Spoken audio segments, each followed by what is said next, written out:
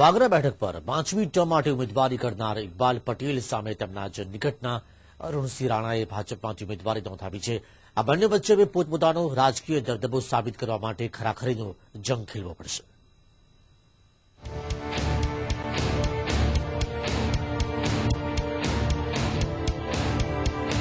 છેલ્લી 4 વિધાનસભા ચૂંટણીમાં ટિકિટ મેળવવાથી લઈ બેઠક હાંસલ કરવા સુધીના આટાપાટાની રમત સાથે ખેલનાર ગુરુચેલા ઇકબાલ પટેલ અને અરુણસિંહ રાણા આગામી ચૂંટણીમાં આમને સામને ટકરાવા જઈ રહ્યા છે।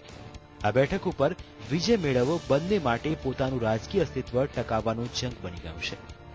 કાર્યકરોમાં ભારે અસંતોષ હોવા છતાં બોવડી મંડળે ફરી તક આપતા ઇકબાલ પટેલ સામે મોવડીઓના ભરોસાને સાર્થક કરવાનું દબાણ છે। જ્યારે પક્ષ પલટો કરી ભાજપમાં જોડાયેલા અરુણસિંહ જૂના જોગીઓને પછાડી ટિકિટ મેળવવામાં સફળ રહ્યા હોવાથી તેમના માટે આ બેઠક ભાજપને અપાવી પોતાની તાકાત દેખાડવાનો મહત્વનો મોકો છે।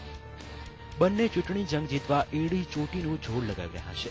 ગુરુ સામે ચેલો મેદાને પડતા ઇકબાલ પટેલ નારાજ છે।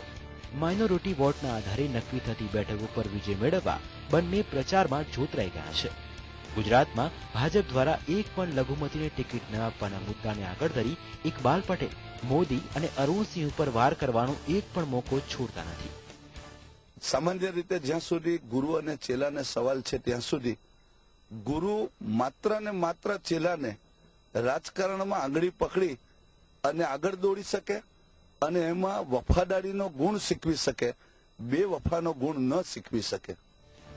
અરુણસિંહ પણ આક્રમક નેતાઓની ગણનામાં આવે છે। જેઓ ઇકબાલ પટેલ સામે વળતો પ્રહાર કરતા અત્યાર સુધીની ચૂંટણીઓમાં ઇકબાલ પટેલ અરુણસિંહના જોરે જીત્યા હોવાનો ઘટસ્ફોટ કરી પોતે જાણે ઇકબાલ પટેલની પોલમપોલ પ્રજા સમક્ષ જાહેર કરવાની ચીમકી ઉચ્ચારી રહ્યા છે કે ચૂંટણી આવે ત્યારે 4.5 વર્ષ પહેલા કશું જ કરવાનું નહીં અને 6 જ મહિનામાં લોકોને હાથ ફેરવવાની પોલમપોલ લોકોને સમજ પડે છે।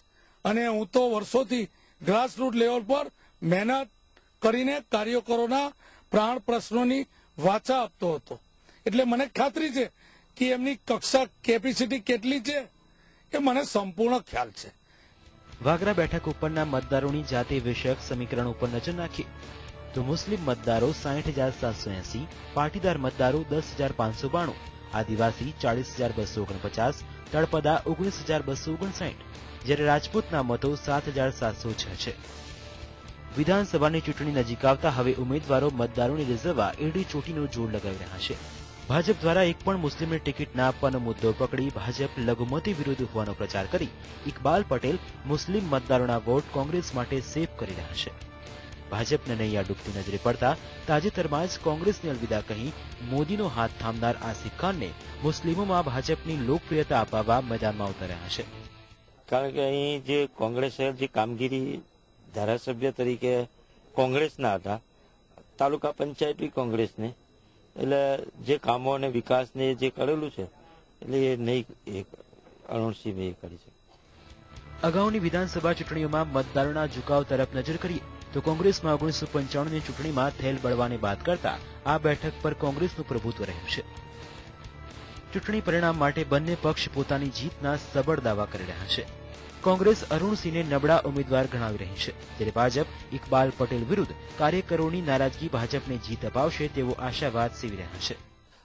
પટેલ સમાજના લોકો પણ એટલા જ ઉત્સાહથી ભારતીય જનતા પાર્ટીના ઉમેદવારને સમર્થન આપી રહ્યા છે। એમાં લઘુમતી સમાજ ઉપર એમની જે પકાર હતી એ પૂર્ણ થઈ। પોલ ખોલ નીતિ જે કોંગ્રેસ ચલાવી રહેલી હતી એ અમારા વિસ્તારની અંદર ઇકબાલ પટેલની પોલ ખુલી જાય છે એવું તમામ લઘુમતી સમાજનાઓ કહી રહ્યા છે। વાગરા બેઠક પર કોઈ જંગ જેવું છે જ નથી કે ઇકબાલભાઈ પટેલ સાહેબે 15 વર્ષ સુધી આ વિસ્તારની સેવા કરેલી છે। 11 વર્ષ સુધી એમને તાલુકા પંચાયતના પ્રમુખ તરીકે જે પૂર્વ વિસ્તારના બધા ગામો સાથે એમનો કોન્ટેક્ટ છે। વાગરા બેઠક ઉપર એકબીજાને પછાડવા ગુરુ ચેલા એડી ચોટીનું જોર લગાવી રહ્યા છે। હવે કોણ સફળ રહે છે અને કોણ નિષ્ફળ તે તો મતદારોનો મૂડ જ નક્કી કરશે। વાગરા બેઠક હાંસલ કરવા માટે એક સાથે રાજકીય દાવપેચ ખેલનાર ગુરુ ચેલા આગામી ચૂંટણીમાં આમને સામને જંગ લડવા જઈ રહ્યા છે। હવે કોને સત્તા અને કોને ઘર તરફનો રસ્તો મળે છે તે તો 20મી ડિસેમ્બરે ઈવીએમ મશીન ખુલ્યા બાદ જ ખબર પડશે। કેમેરામેન ચિંટુ ધોરાવાલા સાથે અંકિત મોદી, TV9 વાગરા।